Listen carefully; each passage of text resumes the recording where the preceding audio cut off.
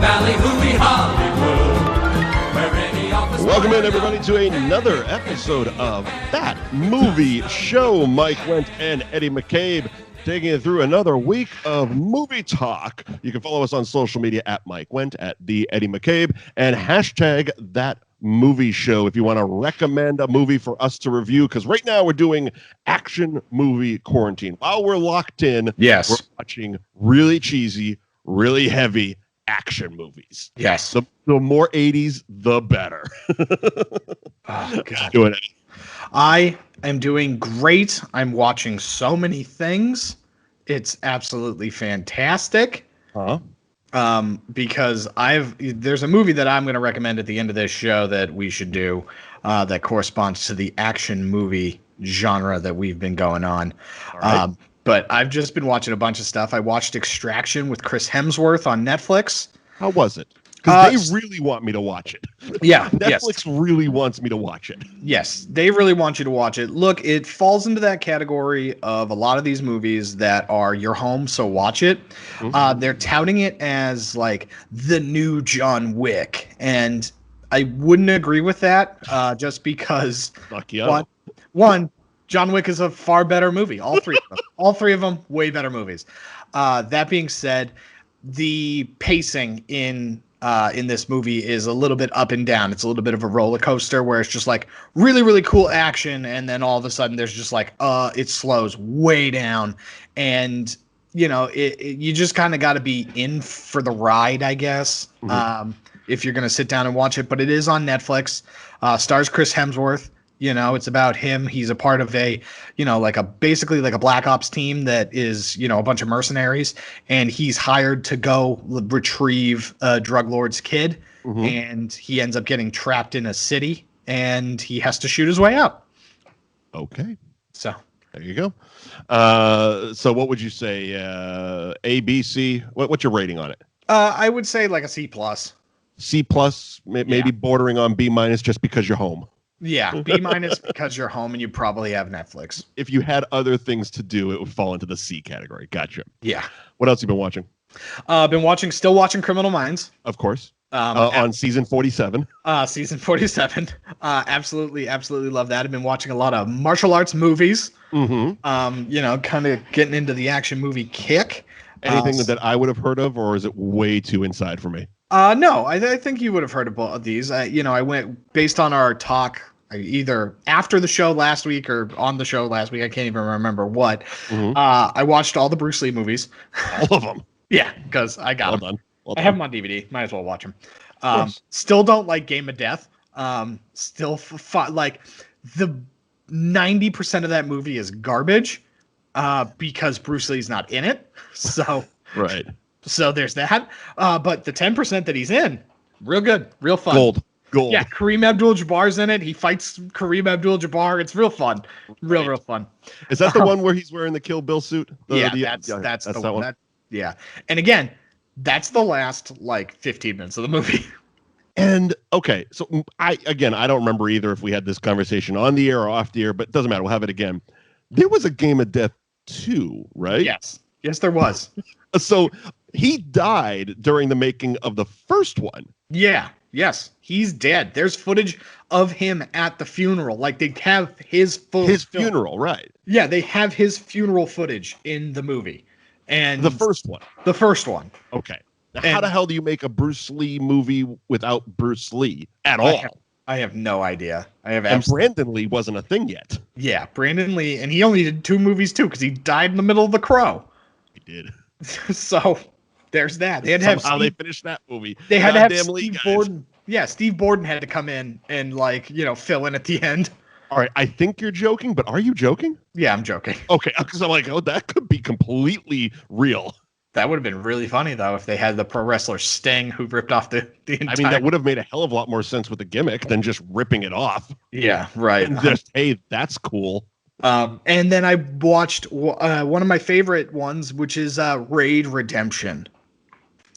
Is that the first or the second one? The first one.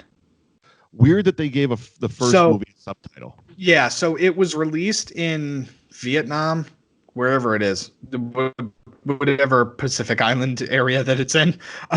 And Asia. it was just The Raid, and then they were going to release it in the United States. Yeah. And they were like, we have way too many movies that are just called The Raid. Really though? I would have to imagine that we have a few. While you're explaining this, I'm going to Google that shit. But yeah, so they added the subtitle of Redemption. So it's The Raid Redemption. Which is a little bit weird because usually redemption means something came before it. Yes. What is The Raid redeeming itself from? So basically the plot of the movie is that these cops are going to go storm a drug dealer's like tower. It's the same plot as Judge Dredd, the new one, basically, where this drug dealer lives in this like ghetto skyscraper situation. Sure. And he basically, like, all the cops come in and is like, hey, kill these cops. How many did you find? 41. Yeah. Okay. And let's see. So The Raid Redemption was 2011. Yeah. 2012, there was a movie called The Raid. Yeah. That's a year later. There was a 90s movie. There's a 70s movie. There's a 50s movie. There was a TV series that's just all over the fucking place. Yeah. Okay. Yeah. And then there's a bunch of short films. There was a Raid sequel. Am I right? Yes, there is. There's a Raid 2. Okay. I'm not seeing it here, but I'm guessing that's in the list as well. Yeah. So maybe 42. And so where the redemption comes in is there's an undercover cop that's working with the drug dealer, and he's from Blizzard Entertainment, a critically acclaimed World of Warcraft video game company, The Raid. Oh, jeez. Yikes. Starring Leroy Jenkins. Leroy Jenkins. Oh, goddamn it, Leroy. I've watched that at least 15 times this week. I don't know why I went down a Leroy Jenkins rabbit hole. That's even more amazing that you went down a Leroy Jenkins rabbit hole. So I'm trying to stay away from novelty t-shirt rabbit holes because that's going to take up all my stimulus money. That's so funny. That would be a lot. I don't need a Jackrabbit Slims t-shirt. I don't need a Jackrabbit Slims t-shirt. Basically in Massachusetts, the governor and more specifically the mayor of Boston, in like subsequent towns and stuff have started being like, if you're going to go outside, you have to have a mask or else we're going to fine you and arrest you. And, a bunch of totalitarian bullshit. Yep. Anyway, I've been going online and trying to find the most absurd masks just to have them. So it's funny you should say that. Because this is what I've been debating on buying, or I should say trying to avoid buying as much as I possibly can, but every time it pops up on Facebook, I can't. It's a Cobra Kai mask. I saw the Cobra Kai one. I've seen plenty of Power Rangers ones, and I definitely want those, where it's just like, let's get Power Rangers, a bunch of them. I mean, based off of last week, how do I not get an Immortan Joe mask? Yeah, right. I mean, really? Yeah. The hair's going to be there by the end of the quarantine. Right. Might as well. So we actually have a news story this week. Yeah. Before we jump into RoboCop, let's jump into this news story. Our buddy Kenny actually sent it to us on Facebook. AMC and also joining the fight is Regal Cinema. Yeah. They're refusing to play Universal Studios movies once theaters reopen in a weird stance because right off the bat, AMC also announced that they were basically toying with bankruptcy.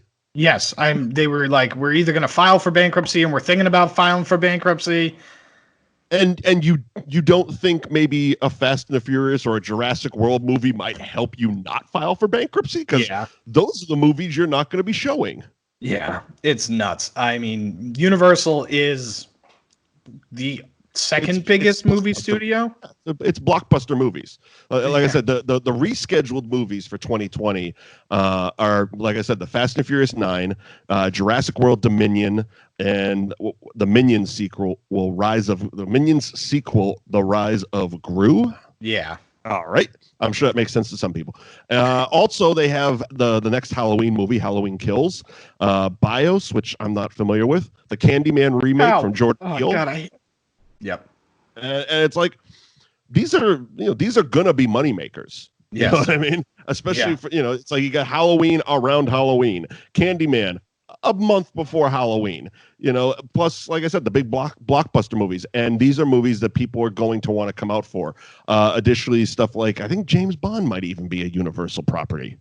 Yes, or maybe I it's believe MGM, so. but I don't even know. MGM isn't a thing anymore. Owned by Sony. Okay, so maybe? No. Right. It is, yes, MGM is owned by Sony. So, okay.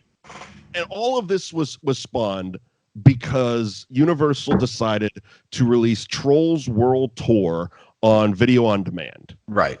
And it made a buttload of money, and Universal, for lack of a better term, did a victory lap. They're like, we made more money off this than we did in theaters with the first movie. So I think, and again, I don't know the exact wording of it, but I'm guessing they said something along the lines of, we're toying with releasing more movies digitally instead of theatrically.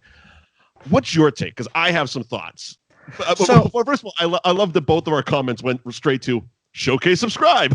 Yeah, right. Yeah, first of all, Showcase Subscribe. See more movies for less with Showcase Subscribe. And now you can really see more movies because they're not going to be playing in the other theater. So this to me, and Lord knows that we're both old enough to hear this, or to understand this reference, and hopefully some of our audience will. This is like when Netflix went to Blockbusters and was like, hey, I have this idea. You should invest in Netflix and do it that way. And they laughed him out of the building and then went bankrupt because of Netflix. 3 years later, something like that. Within the next 5 to 10 years, Blockbusters was gone.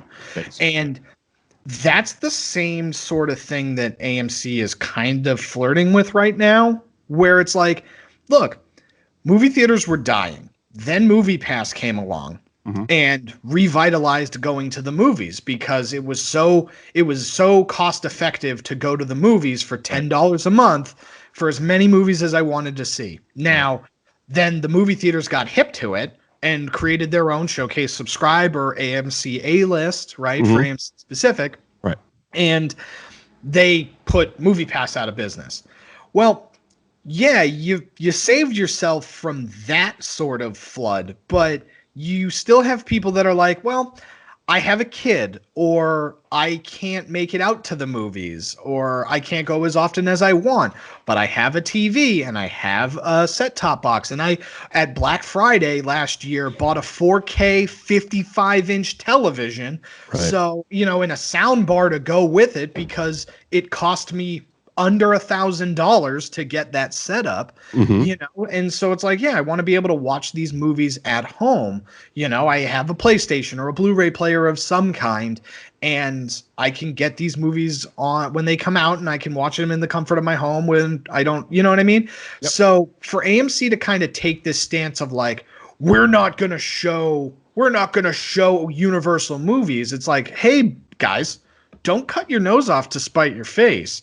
Right. Because if all of a sudden you cut out a major studio like that, what happens when their deal with Paramount and their own streaming service goes through, and now Paramount doesn't want to show their movies with you because they're in bed with Universal? You know what I mean? That's two. And now that's two. And with our very in very minimal dealings with Showcase and talking with them about things, it's like, oh, so you just are going to deal with Disney? Well, Disney walks in with a list of demands, and you basically have to bend over backwards for what Disney wants you to do with their theaters. Right. And so it's like, what are you going to do? Like, what are you actually going to do if it's art house and Disney movies? Right. And the funny thing about it is, while you were describing that, I actually went over to the AMC website because I thought that this was a thing, and it is. Through the AMC Theaters website, yes, they actually have their own streaming rental service. Correct. Where you can rent or buy streaming movies. For instance, the first two right off the bat are the Sonic and Bad Boys for Life. Yep. So they have these new movies, which might play into it a little bit. Maybe they weren't cut in enough. Maybe they wanted an exclusive deal and got shut out. Maybe blah, blah, blah, blah, blah.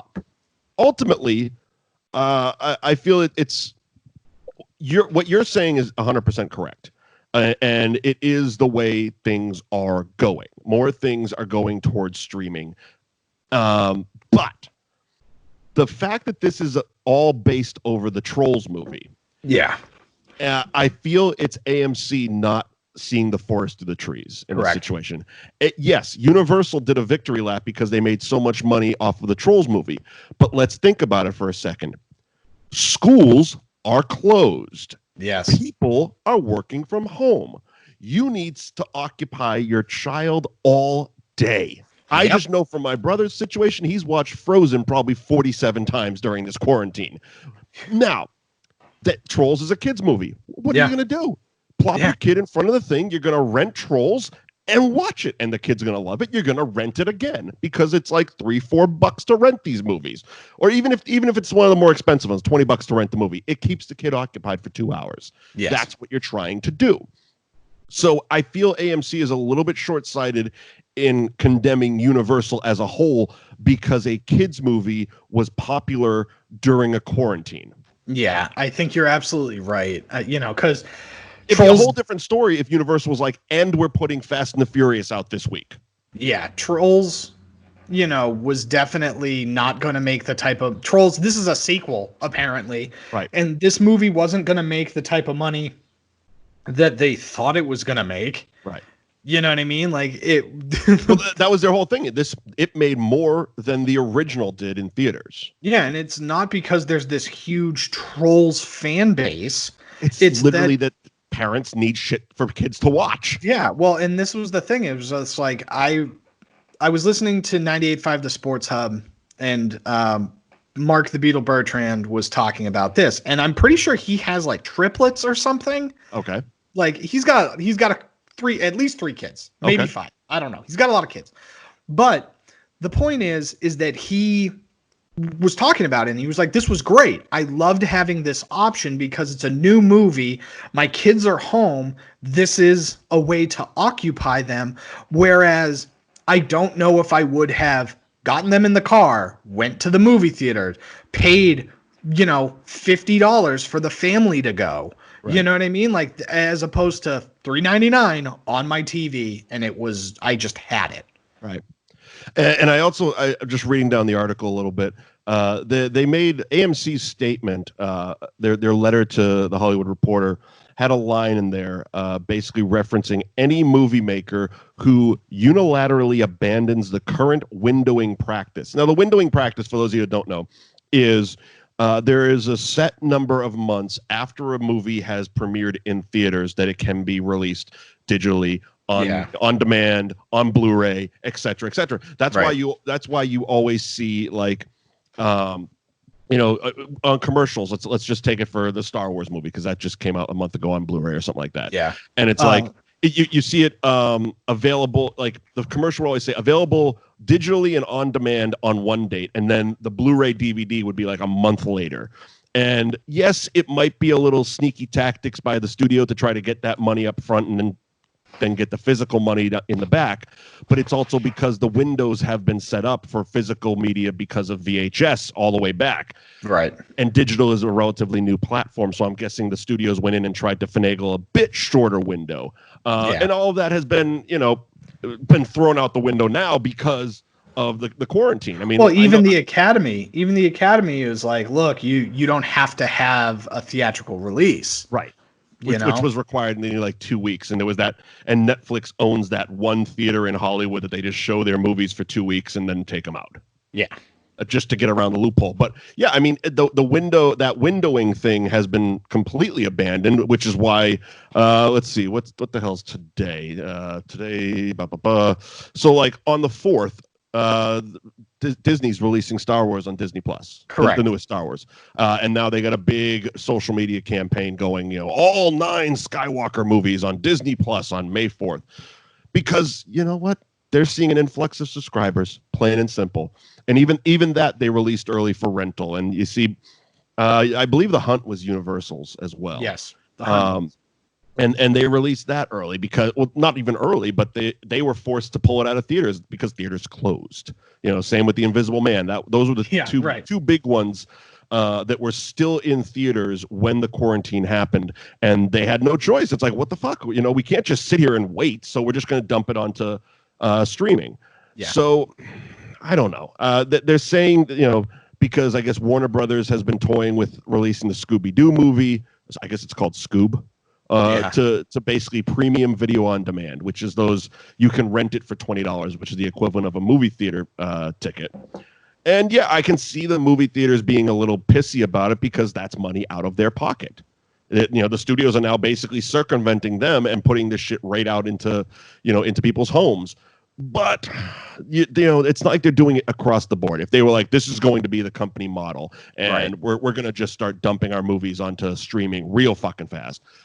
Okay, I could see them having a bit more of a gripe. But during the quarantine, releasing the Scooby-Doo movie, I don't think is going to kill a movie theater. Right. Well, I mean? It's like the problem is that there isn't an end in sight for the quarantine. Right. So you're talking about a movie theater where that's their product, right? Their product is showing these movies. So yeah, I'd be mad.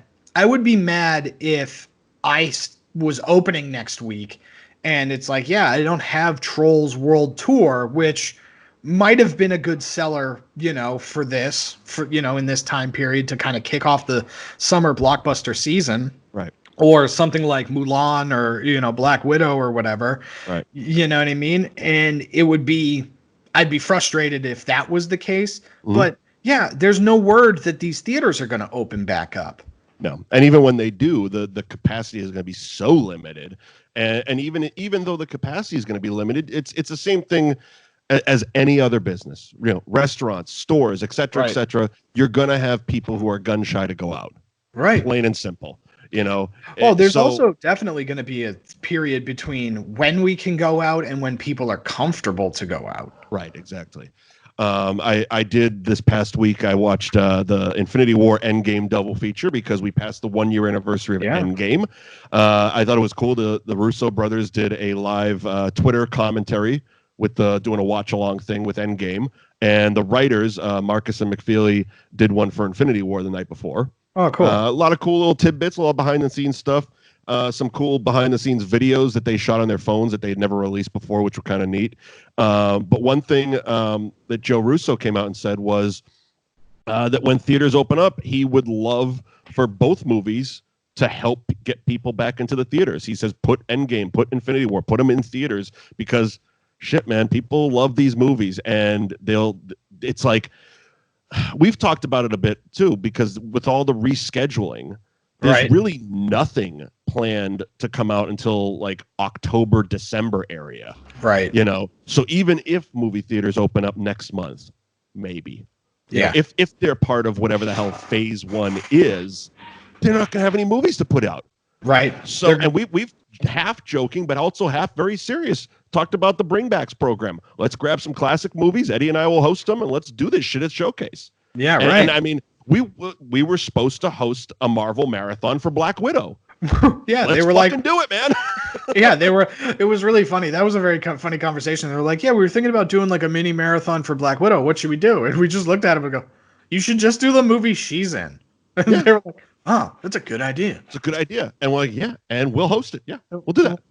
And that was planned. It was supposed to be this month when Black Widow was supposed to come out, but shit happens, and we move on. But yeah, I mean, if they want to come back and have a big opening ceremony with Endgame and Infinity War, do a double feature type of thing, we will be available. Yeah, have my cool Cobra Kai mask on. Maybe I'll find some kind of Marvel mask. I don't know. Yeah, well, Disney's selling them. They're not out till June, so.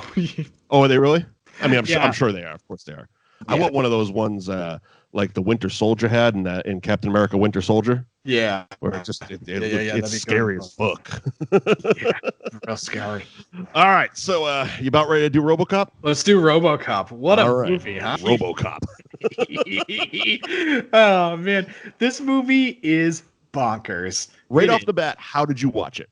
I watched it. I found the X-rated copy on on streaming somewhere. Okay.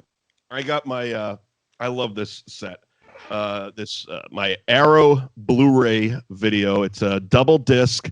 It's packed. It's one of those things. This was one of one of the movies I was patiently waiting to upgrade from DVD, because I had the Criterion Collection DVD of RoboCop, and it had the unrated, the X-rated cut of it, and a bunch of special features and stuff like that. And they've released RoboCop on Blu-ray, and they've even released RoboCop on Blu-ray with the unrated cut of it, but never all the extra bullshit that I love. And this one comes with the director's cut, the unrated, the X-rated director's cut, the theatrical cut, the TV cut. And along with that, some of the cool features. There's a feature on the boardroom scene where Ed 209 blasts a guy away. Yeah, and it's basically it's a slowed down version of the scene with a storyboard in the lower side of the screen, and Phil Tippett is actually doing commentary over it. Of course, Phil Tippett, the famous puppeteer who did the Rancor and all the Return of the Jedi stuff. Cool. Because it was actually what was really cool to listen to it was how all the stop motion animation that was put into this. Yeah. And how like the writers and the effects guys were all like Harryhausen fans, and just those old like claymation shitty movies from back in the day. Right. So that was cool. They had dailies of all the X-rated footage, which people listening to that are immediately your brains are going to porn. I understand that because that's how we've been trained over the years. But there was a point up until the mid '80s where the X rating was. Are the Sons of Anarchy pulling up? Yeah, they're coming to hang out at my house. New clubhouse at Eddie's. So the X rating was the rating above R before the NC-17 was created, and the reasoning behind it was actually there's actually a really cool booklet in the Blu-ray as well that I read. The reason that the MPAA dumped the X rating and created the NC-17 was because they never copywritten the X. Yeah. So that they have their copyright on PG, PG-13, R rating. They never had a copyright on X, and then the porn industry took it over, and basically the mainstream audiences associated, much like they do today, an X rating with porn. And the MPAA was like, okay, well, we need something else. Yeah. So that's where they came up with NC-17.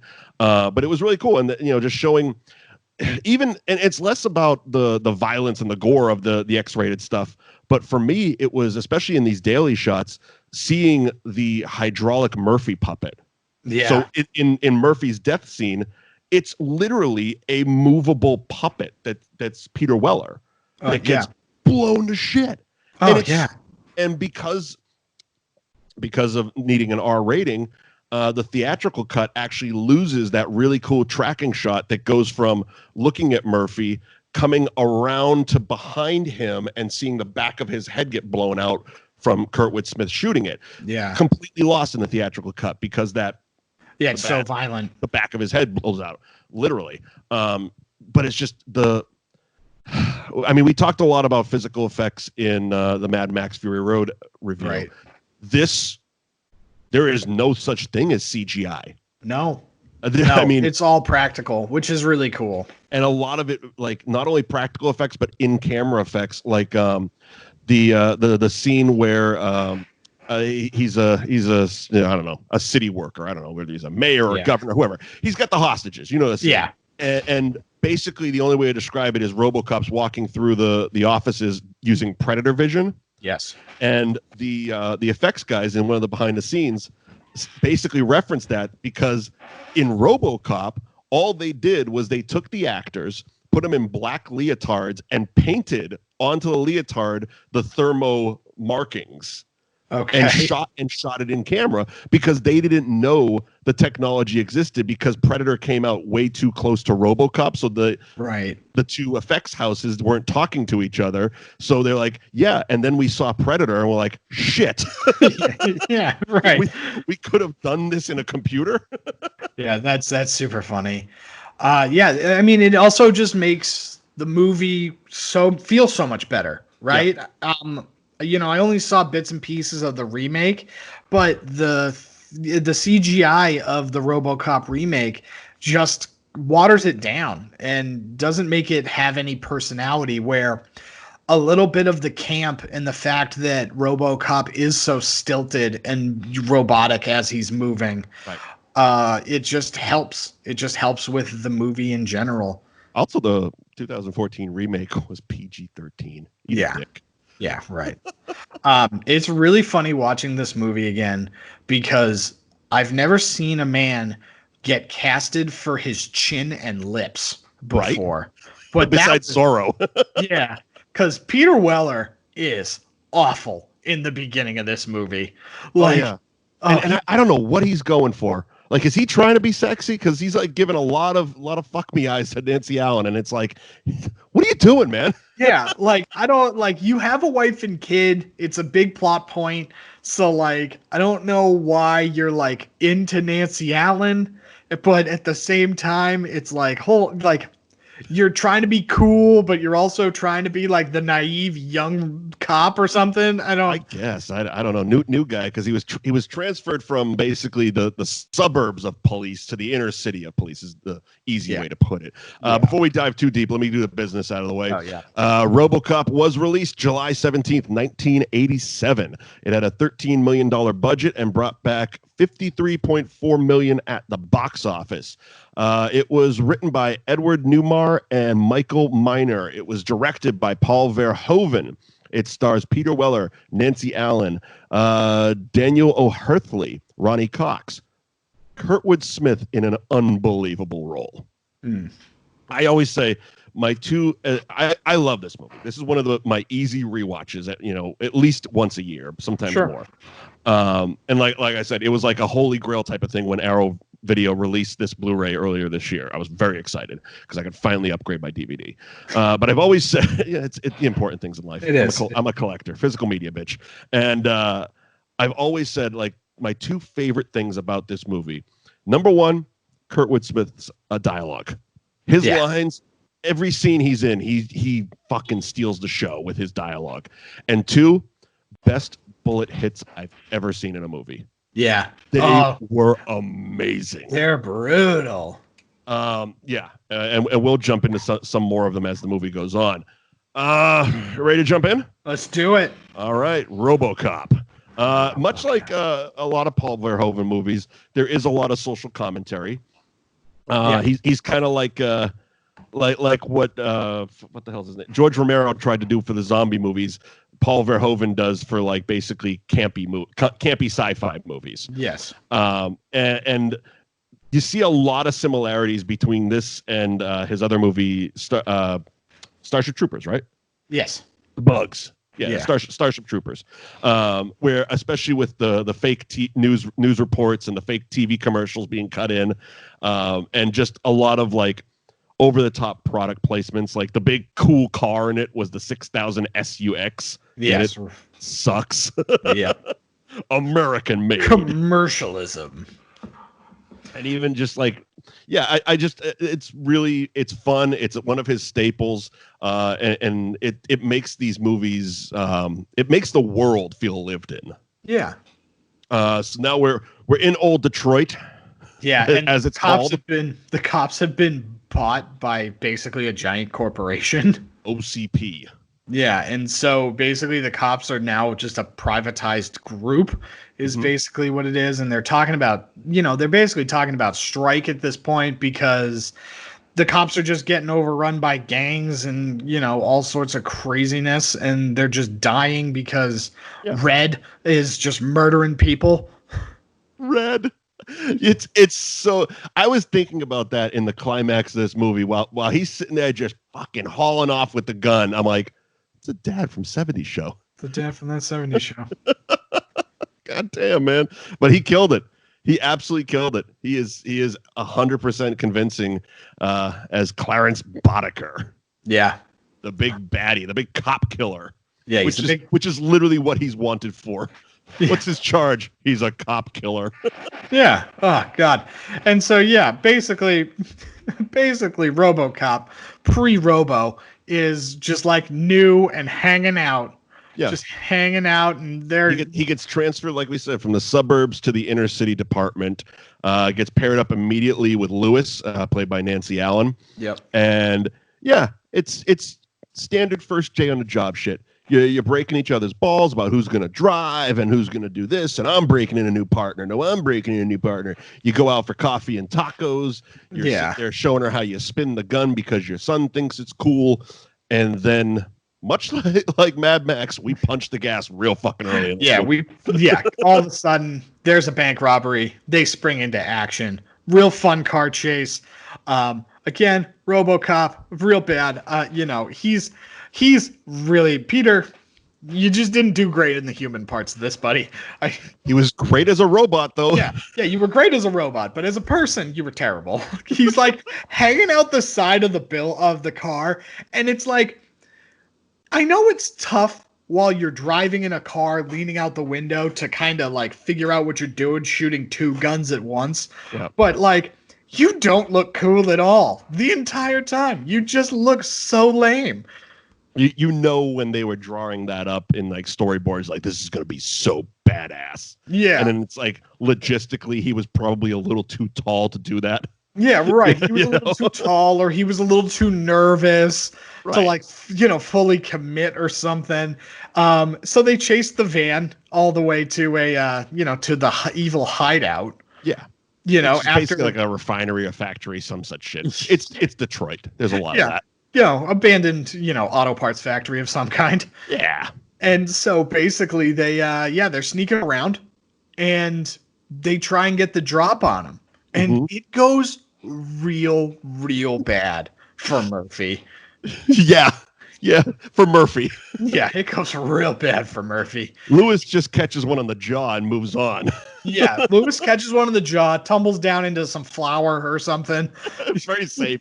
Very safe, very soft landing, and then, Murphy, he just gets it. I think he gets all the bullets. If you asked me how many bullets, literally the two bad guys, they literally say, "I'm out of ammo."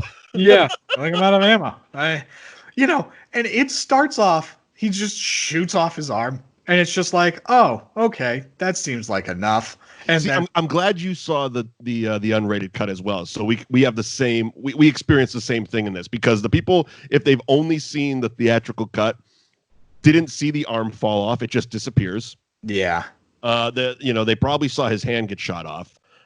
Because that's how you start, just blowing his hand off. And again, what in a normal movie would be cheesy one-liners somehow works with Kurtwood Smith delivering them. Yes. Give the man a hand, lights a cigarette, walks away. It's like, he's a badass. And then, so they start toying with him a little bit, shoot one arm off, as you do. Yeah. And then it's like, okay, let's shoot him again. Boom, hits him again. Okay, all the bullets. Yeah. And as Thanos would say, rain fire. Yeah, holy crap. They just destroy, like, the only thing that just kind of I'm weirded out by, or just don't understand, and I guess 80s action movie, who cares, is his head explodes. Like, the back of his head just explodes. Right. Isn't the whole thing with RoboCop that his brain is still intact? Like, isn't that the whole thing? Is that his brain was intact and that's how they could use him? His brain and spinal cord? I guess. I mean, I'm sure in some of those sequences from his point of view, it was probably explained, and it was just a lot of science talk is all I heard. Yeah. But I'm sure that was something, because they would have had to explain how he has memories. Yeah. It's one thing for him to, I don't even know. Yeah, he has to have memories. Yeah. Because he knows that these are the guys who killed him. Right. He figures that out. He remembers that he has a wife, and you know what I mean? Like, he remembers that he's Murphy at one point. So, like, his brain has to be intact. And, like, that has to be part of how the RoboCop works, because otherwise we would just stick to Ed 209. Which doesn't work at all. I loved Ronnie Cox in this playing what was his name? Dick Jones. Yeah, Dick Jones. Senior president of OCP, Dick Jones, where he's like, who gives a shit if it didn't work? Yeah, right. It was going to make me money. It was going to make everyone of us money. It's just like shit if it didn't work. Yeah. And so basically before RoboCops, basically they introduced the Ed 209, and he murders a person It's literally a robotic Tyrannosaurus Rex. It is. It's a pretty cool robot. Conceptually, very cool. Look, we're just gonna have these mechanical velociraptors roaming around the street, and They can be defeated by steps. Yeah, yeah, right. You just need to. If we learned anything from Return of the Jedi, is you just need some logs and it'll fall over. Yes, that's exactly what it is. It's those things from the Ewoks. Yeah. So during the demonstration, it glitches out and murders somebody. Straight up.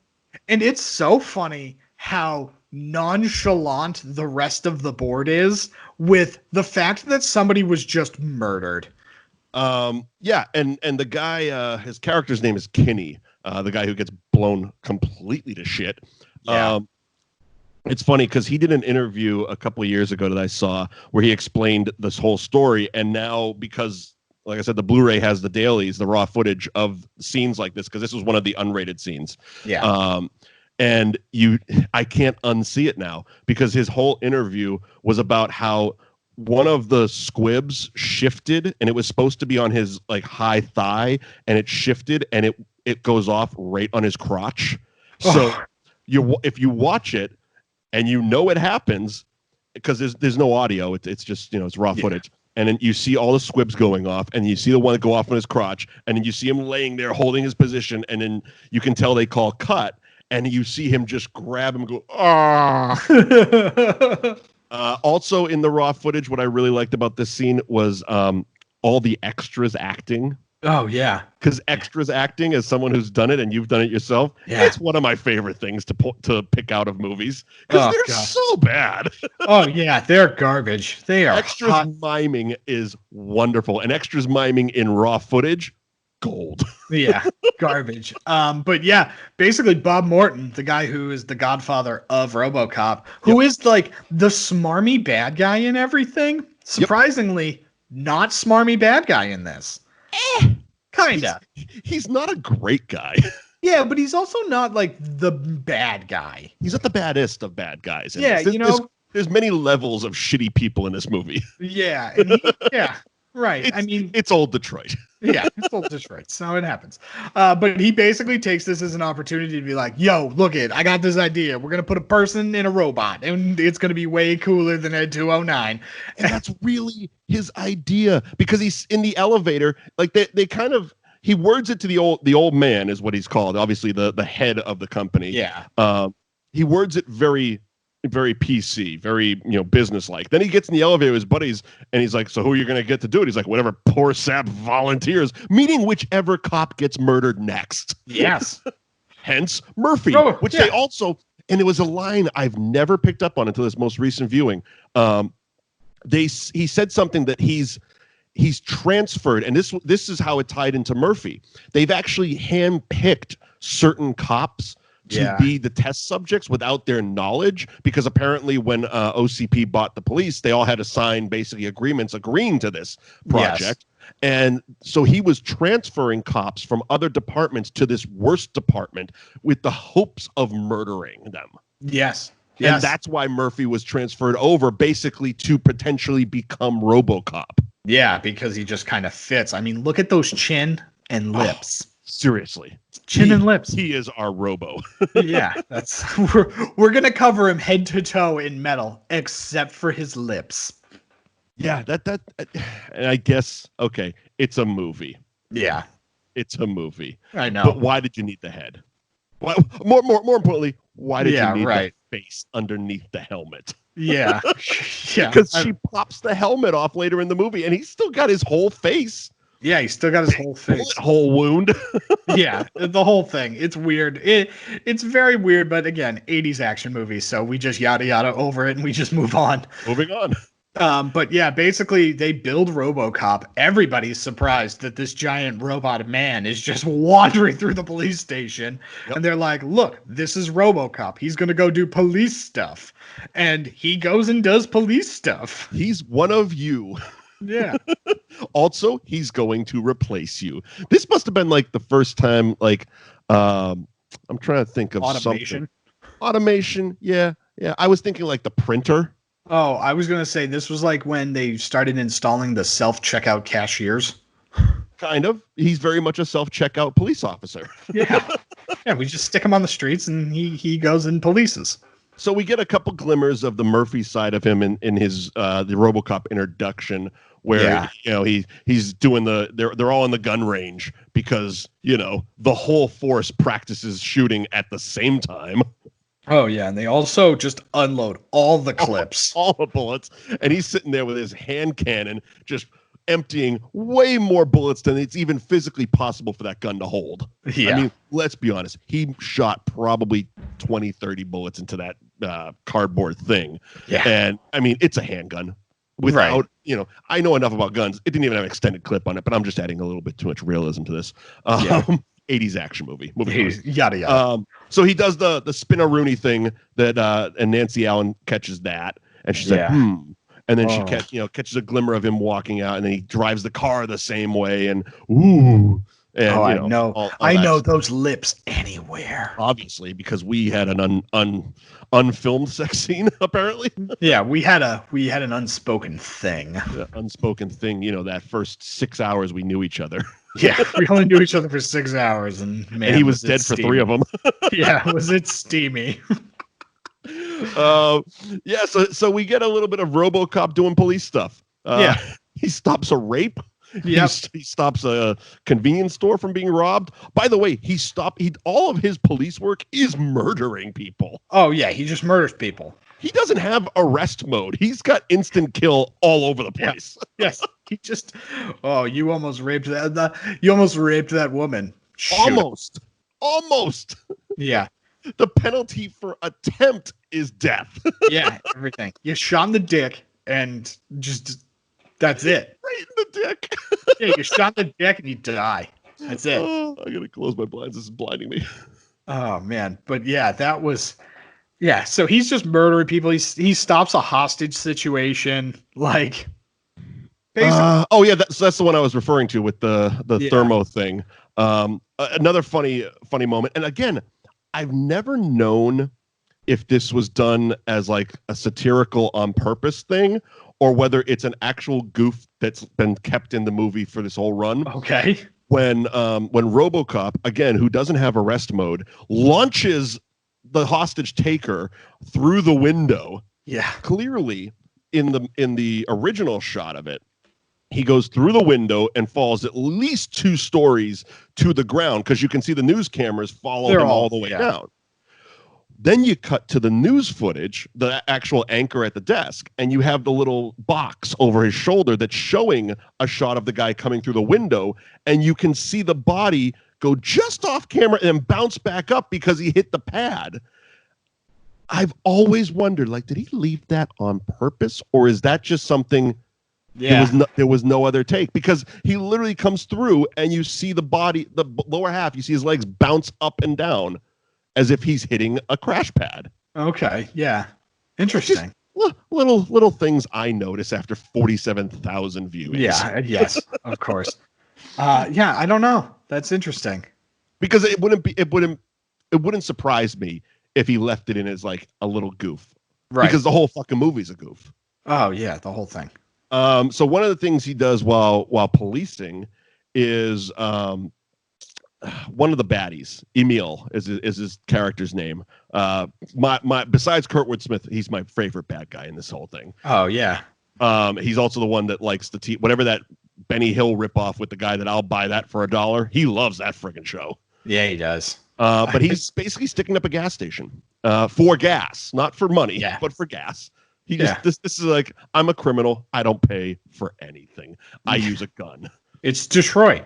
Yeah, and the poor bastard in the box who's trying to do college work. Yeah. What are you, a college boy? Yeah. Yeah. Oh, horrible people being horrible. Yeah.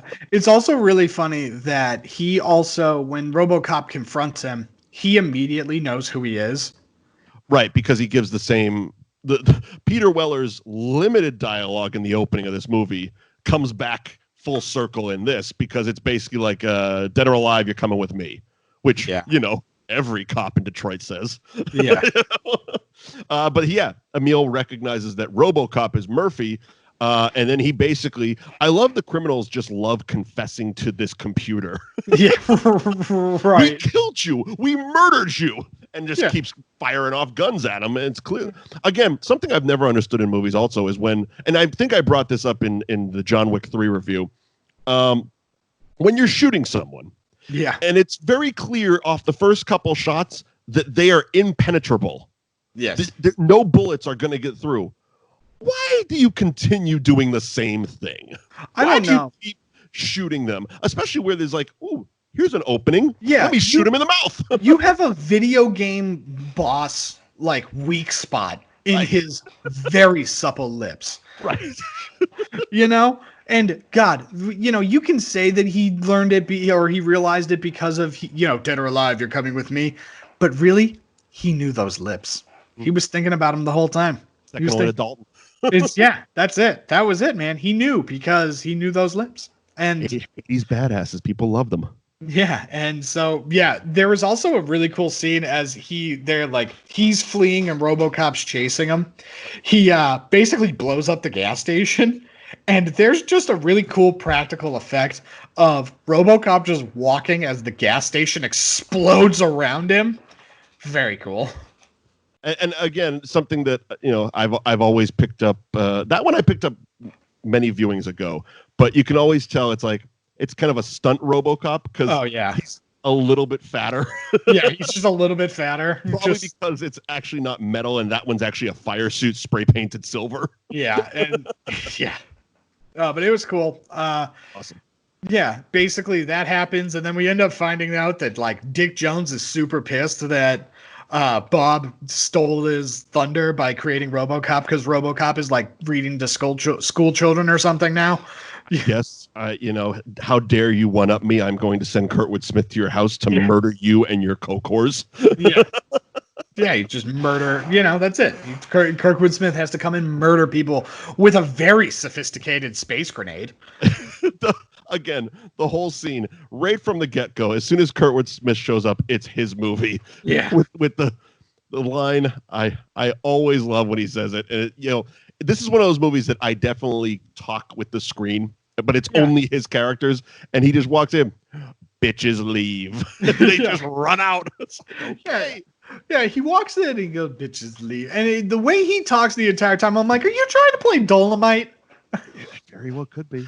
Like, are you trying to be Dolomite? Because it sounds like you're trying to be Dolomite. Are you doing Dolomite? Because it sounds like you're Dolomiting. Yeah, it sounds like you're doing Dolomite. In 1987, apparently OCP had DVD technology.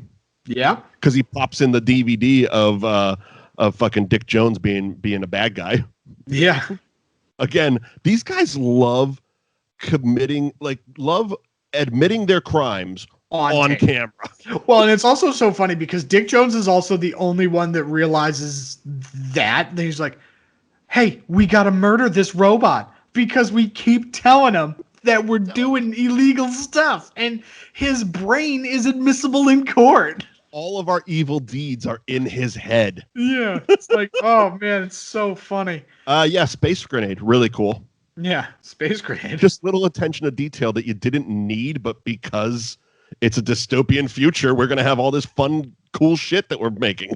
Yeah. And so basically, he ends up. One of the weird things that doesn't, I don't know. I don't do coke, so I don't know if it exists or not. But basically the coke inhalers they have. Yeah, sure. Kurtwood Smith keeps using it. It's like it basically looks like an inhaler that you just shove up your nose and do coke with.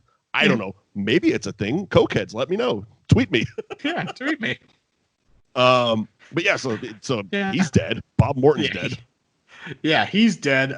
Basically, now that RoboCop, all distraught from everything, like goes to the mainframe computer to like figure out who this man is, Right. and he has like he's having like nightmares and stuff about like being murdered, Yep. which I would imagine you would if that was the last thing you remembered was being. If you keep those memories.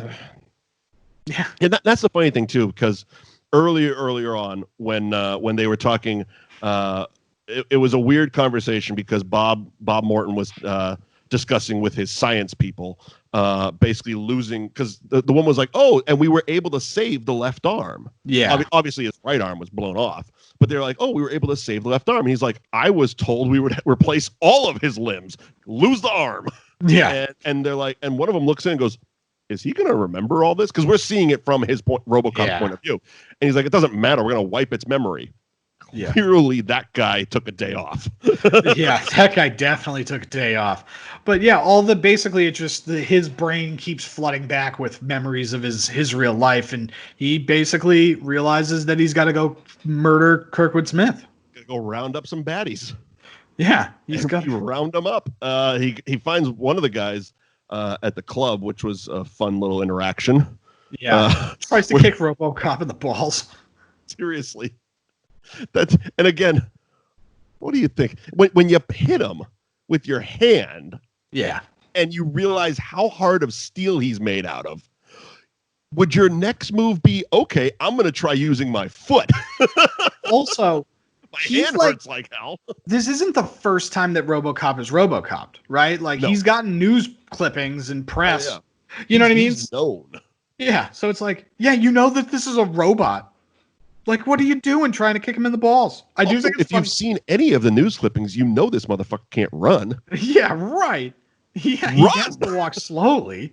But no, you kick him in the balls, attempted, and then you shatter your foot, I'm assuming, and then can't run. But I do think it's really funny that he pulls a gun on RoboCop. RoboCop just grabs the gun and tosses it, and then some other partygoer just catches it and just like, yeah!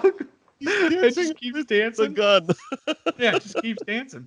But he rounds up Kurtwood Smith. And at the big Coke lab, basically. Yeah, at the big Coke lab, where it's like all scientific, but also very industrial. It's very 2020. It's very nice. Also, I noticed, again, they're not very careful, I guess, because if you watch, it's on a conveyor belt, okay? Yeah. And they're dumping Coke into test tubes, much like you would see beer be put into beer bottles. They're craft cocaine distillers. In a Laverne and Shirley type of method, they were doing Coke into bottles, but they're spilling a ton of it. Oh, yeah. That's what I took away from it. It's like the bottles come up, then they come down, and it's like, okay, they come up and they make a seal, right? And you would think now would be the time to dispense the cocaine into the bottle. No. They wait for the bottle to then come off the hose, separating the seal, and they just dump Coke all over the place. Yeah. Yes. Yeah, it's like that scene from I Love Lucy where there's the chocolate on the conveyor belt. It's kind of like that. It starts out real nice, but by the end, there's chocolate everywhere, and Lucy just doesn't know what's happening. We get another great Kurtwood Smith scene where he's talking with Sal, the obvious Italian drug dealer or drug manufacturer. Yeah, he's a craft drug distiller. Okay. Yes, exactly. And they're going back and forth about the price of the Coke and how Kurtwood Smith runs old Detroit and guns, which is actually a line from the movie. Yeah. Yeah. And then RoboCop kicks in the door and guns. Yeah, and just murders more people. Coke's everywhere. And then basically Kurtwood Smith just admits to a bunch of stuff as he's getting his ass whipped. Yeah. There was more pane glass windows than any other fucking factory in Detroit. Yep. And he went through all of them. All of them. And so basically says that it's, senior president Dick Jones is the mastermind behind everything. Yep. I work for Dick Jones. You work for Dick Jones. Hey, buddy, we work for Dick Jones. Going to the company retreat this year? Yeah, no, right. I'm under arrest. I'm under arrest. And so he's like, you can't do this, but he's in arrest mode. It's the only person he takes in alive, and it's the person he wants to kill the most. Right. It's very weird. I really, I believe the only reason he did it was to further the plot of the movie. Oh, yes, 100%. Because he should have just... We had the big factory scene set up. Yeah. And so he goes to try and, confront Senior Vice President Dick Jones. Right.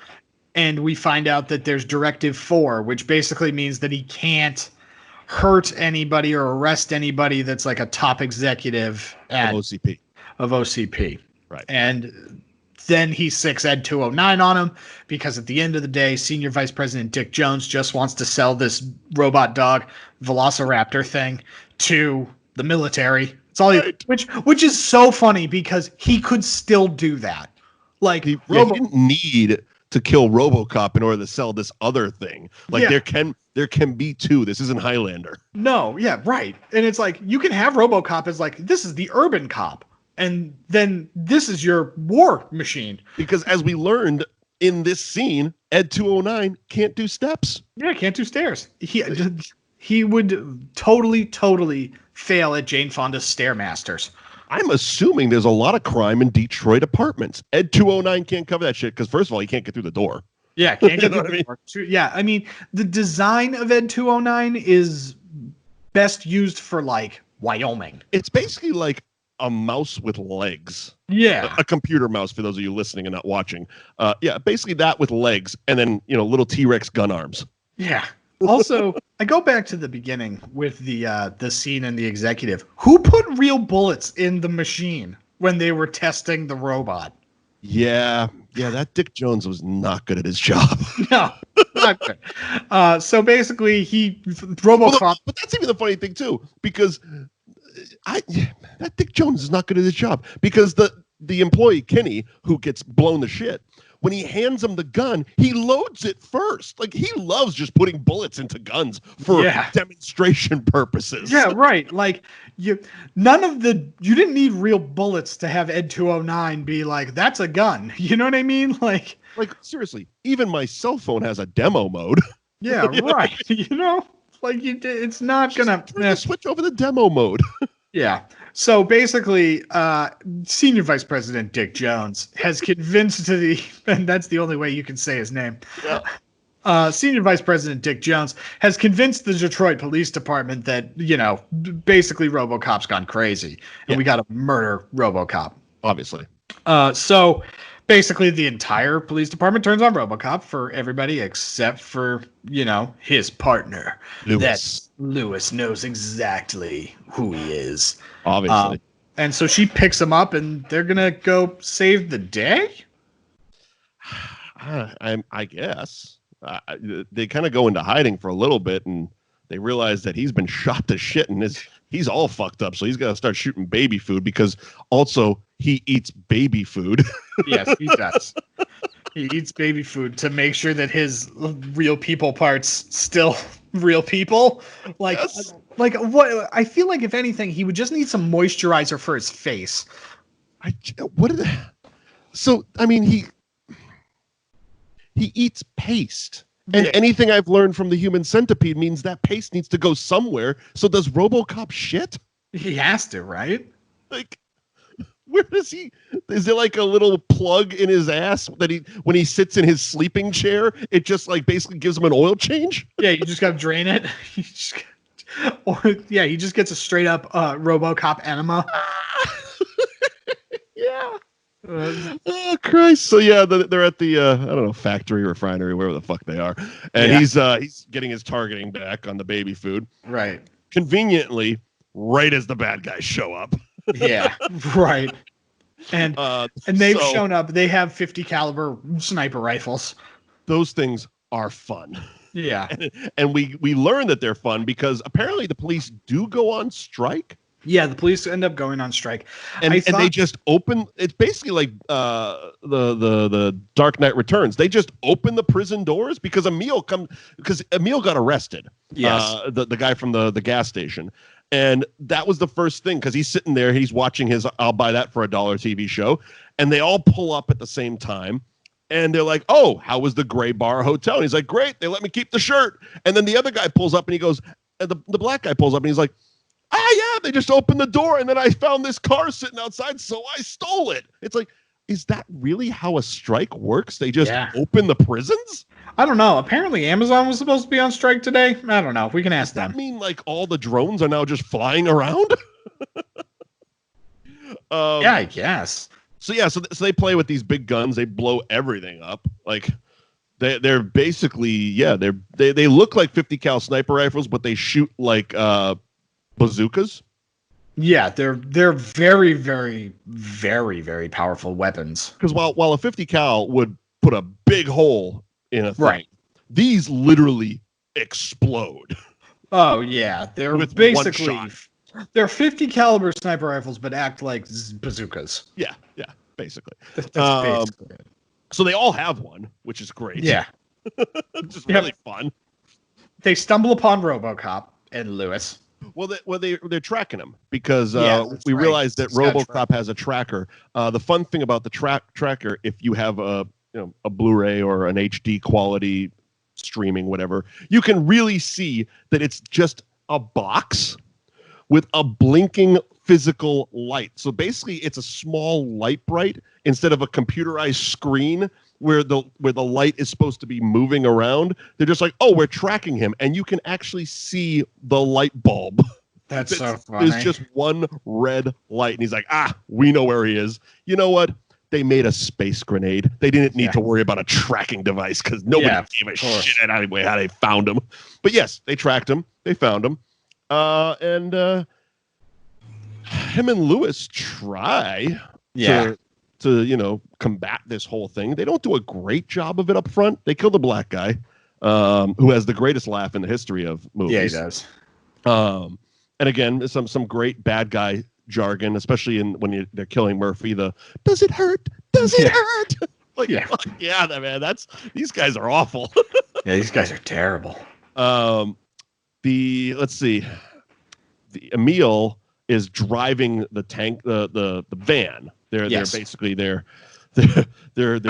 criminal food truck, basically. Yeah, their criminal food truck.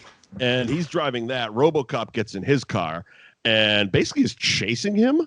Yeah. And Emil drives into a vat of toxic waste and then it's poured out the back, and he's all like Elephant Man gross. Yeah, he turns into the Toxic Avenger. It's great.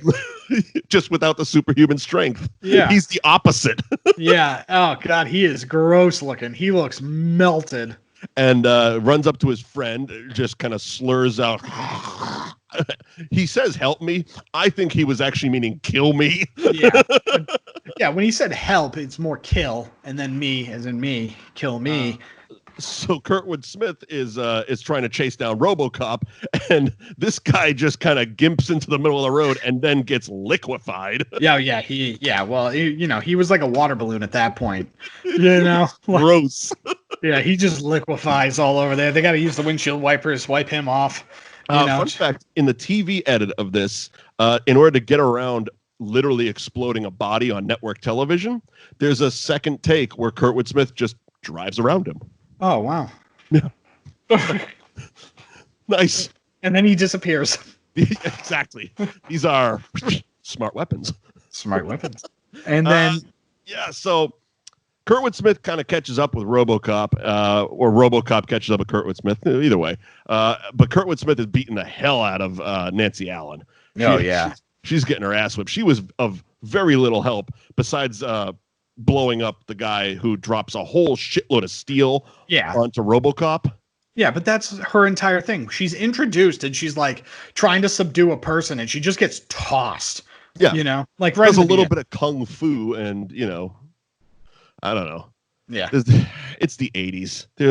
There's a lot of mansplaining in this movie. Yeah, there is. She's really the only female in it. I mean, he has a wife. There's a couple female cops that were there just to show their tits in the locker room. Yeah. But really, she's the only female character in this.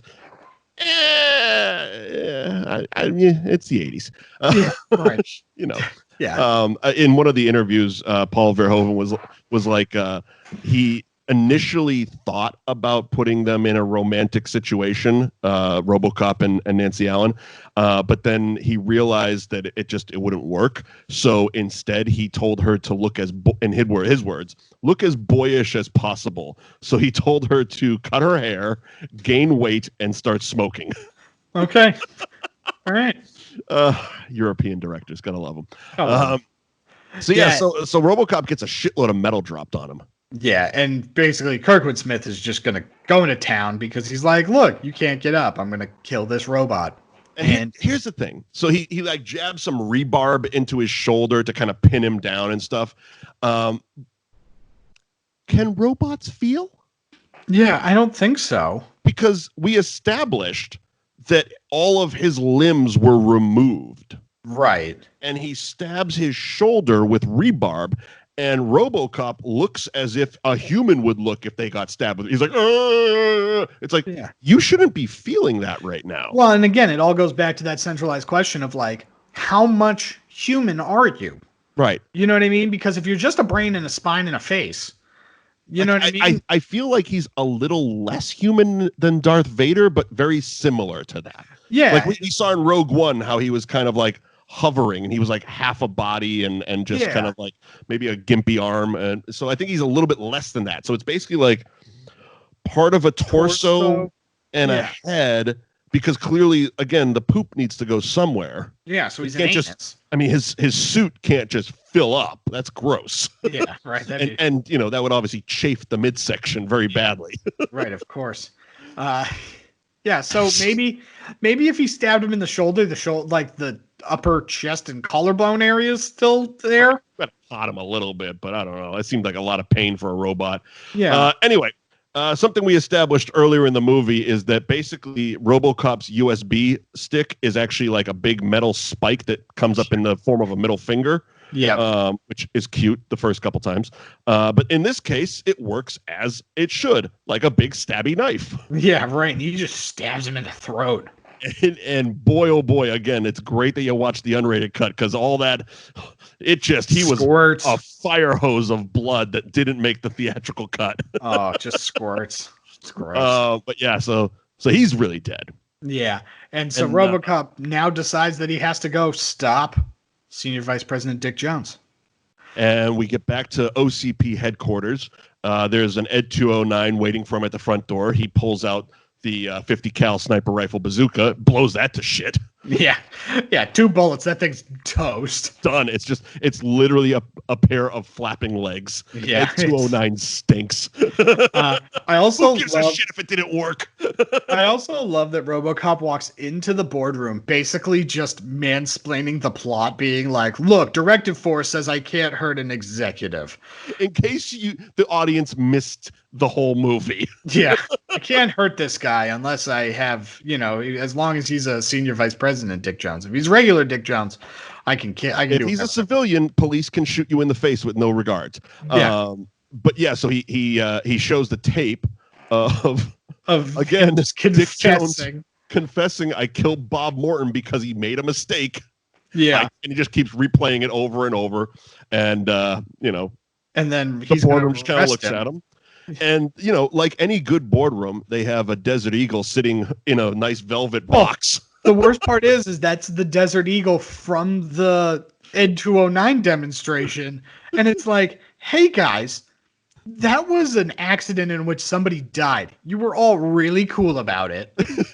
And also someone again, movie, 80s action.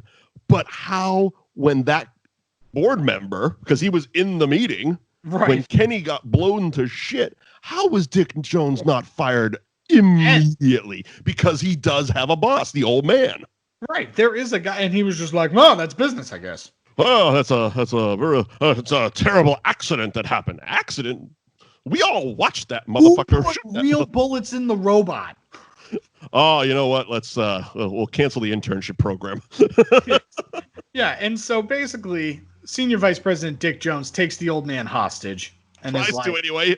I love how quickly he goes into fucking terrorist mode. He's like, I want a chopper on the roof. It's like, yeah, all right, calm down, Hans Gruber. Yeah, right? Like, dude, like, what is happening? Get your shit together.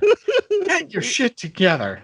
I don't know. Maybe instead of asking immediately for a chopper, you're like, hey, can someone turn that robot off? Yeah. Yeah, someone turn that robot off and let's talk about this. Pull his poop valve. Yeah, someone pull his enemas. You know? So he gets shot to shit because the old man fires him. Well, that's the funniest part is that the old man like gets it and was like, "Oh, so you can't hurt a senior vice president?" And he's just like, "You're fired." Fire, Dick. You are no longer Senior Vice President Dick Jones. You're just Dick. Yeah, you're just Dick. And he gets shot to shit. Oh, out the window, he dies. Yeah, speaking of Hans Gruber, he goes the way of Hans Gruber. Yeah, we get the fun moment as he's walking out. The old man asks RoboCop what his name is, and he just goes, Murphy, and then has the biggest shit-eating grin. And I don't know because his face is all stretched out, or if it's just like, yeah, I'm Murphy, and he like walks away. Here's the funny thing. Now, in the sequels, which are not wonderful, no, but do exist, he's wearing the RoboCop helmet.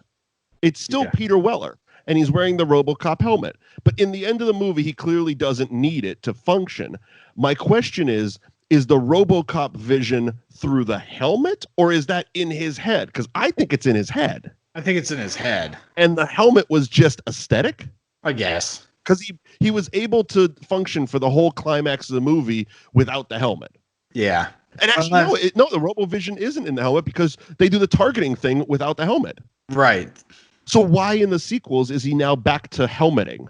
It's not like it matters if he gets shot in the head, because if it did, they would have covered his mouth. Yeah. No. I mean, you saw those lips. It's true. It's true. It's true. They're and just in case. Well, why has he got a helmet on? Stunts. Yeah. Stunts.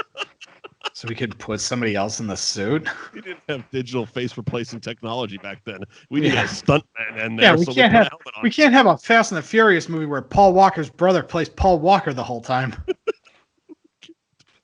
So yeah, Murphy. Cut to RoboCop. That's it. That's RoboCop. So yeah, that was 1987's RoboCop. I say 5 stars. Oh yeah, absolutely. Go out, and I can't recommend this enough. The Arrow Blu-ray, go out and buy it. It's loaded up with all these cool special features and stuff like that. And yeah, 3 different versions of the movie in case you actually want to watch the TV edit. It's in there. Yes. The cool thing, another cool feature on the Blu-ray is it actually does side-by-side comparisons to the unrated versus theatrical, and then the theatrical versus TV edit. Okay. Fun little features if you're into that type of shit, which I am.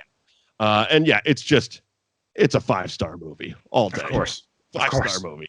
And while the action movie quarantine rolls on, next week, Expendables? Yeah, let's do it. All right, the Expendables. Sylvester Stallone. Speaking of 80s movie action, we're just getting the band together. Yes. Oh, yeah. So we're going to do the Expendables next week. Thanks for joining us on That Movie Show, Mike Wendt and Eddie McCabe. Please follow us on social media at Mike Wendt, at the Eddie McCabe, hashtag That Movie Show, and you can feel free to recommend movies. That's kind of how we got this action movie marathon started, because someone requested we do Mad Max Fury Road, and we already had Commando planned. And we're like, hey, action movies are fun, and we need a little bit of fun during this shit. Yes, so that's what we're doing.